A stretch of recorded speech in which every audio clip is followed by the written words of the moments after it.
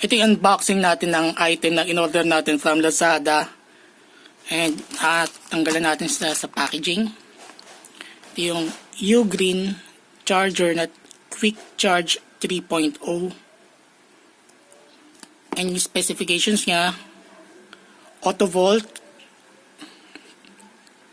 na 100 volts to 240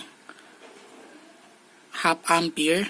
Yung output 5 volts 3 amps or 9 volts 2 amperes or 12 volts 1.5 amps up to 18 watts. And ito yung dimension niya, 4626 by 68 mm. And tignan na natin yung loob.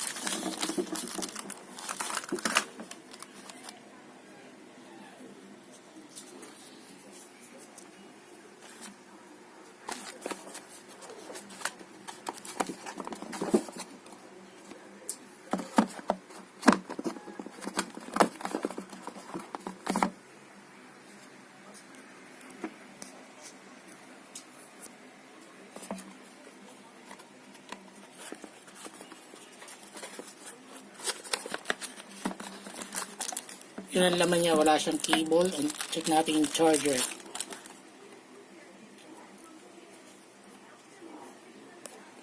Sabi dito,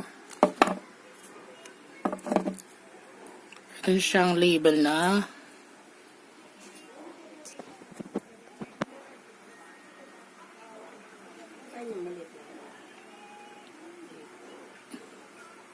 Qualcomm Quick Charge 3.0.